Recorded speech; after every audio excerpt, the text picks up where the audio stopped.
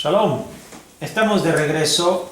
Ahora vamos a estudiar del mismo capítulo 1 Bereshit, versículo 9, va a ser un poco extenso hasta el versículo número 13, para seguir el segmento que ha separado Rashi para nosotros a través de sus explicaciones. Dice la Torah: Vayomer Elohim yikabu hamayim mitachat hashamayim el makom echad beterae ayabasha vaihihem vaikra Elohim la yabasha eretz ul mikbe hamayim kara yamin vayare Elohim kito vayomer Elohim tatse haaretz deshet esev mazriach será Etz peri ose, peri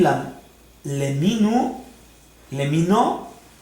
asher saro bo, al haaretz, vaihihen, batotze haaretz deshe, ese matzria, será laminehu, beetz, ose peri asher saro bo, leminehu, Vayare Elohim Kito, Vayhi Ereb, Vayhi Boker, Yom Shlishi. Hoy vamos a hablar entonces sobre el tercer día. Dice la Torah: dijo Elohim que se reúnan las aguas de debajo de los cielos en un solo lugar, y que sea visto lo seco. Y fue así. Elohim Dios llamó a la parte seca tierra, y a la reunión de las aguas llamó mares. Y vio Elohim Dios que era bueno. Dijo Dios: produzca la tierra vegetación, hierba que permita sembrar semilla, árbol de fruto que produzca fruto según su especie, cuya semilla esté en él sobre la tierra. Y fue así. Y la tierra produjo vegetación, hierba que permite sembrar semilla según su especie, y árbol que produce fruto cuya semilla está en él según su especie. Y vio Elohim Dios que era bueno, y hubo anochecer y hubo mañana, tercer día. Vamos a comenzar con lo que explica Rashi. Vayomer Elohim, dijo Elohim, que se reúnan las aguas de debajo de los cielos, de Rakia, las aguas que están abajo de los cielos, que se reúna, dice, debajo de los cielos, el makom, en un solo lugar. Dice la Torah: se reúnan las aguas, pues estaban extendidas sobre toda la superficie de la tierra. Y Elohim la reunió en el océano, el más grande de todos los mares. Esto es lo que dice Hamayim el Amakom, en un solo lugar. Y así se ha visto lo seco. El texto continúa diciendo: Vaikra Elohim vayabasha eretz ul mikbe hamayim kara yamim vayare Elohim kito. Elohim llamó a la parte seca tierra, y a la reunión de las aguas llamó mares. Entonces, una vez más, cuando se termina la acción, dice Kito, es bueno. Kito, es bueno. Terminó la acción que nosotros veníamos diciendo que había iniciado en el día anterior, que es en el día 2.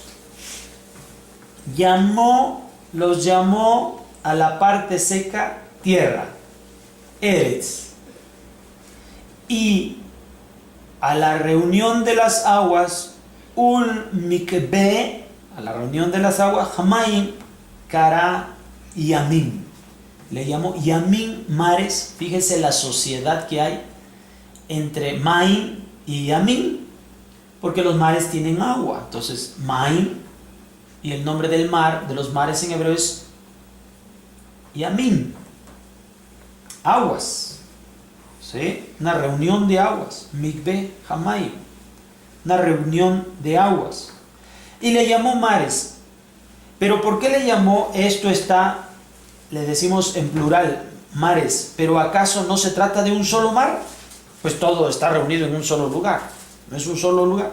En realidad, no es similar el sabor de un pez tomado del mar en Aco y el sabor de un pez tomado en el mar de Sefarad, España.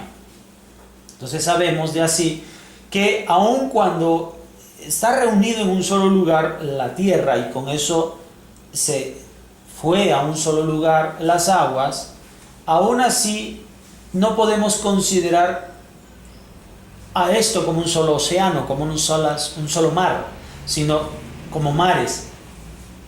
Por el sabor de los peces va a ser diferente en un mar que en otro mar.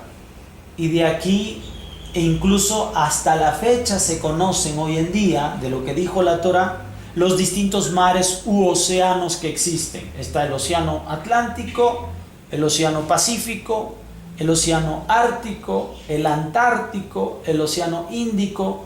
Hay muchos océanos que está precisamente en base a lo que está relatando la Torá, ¿sí?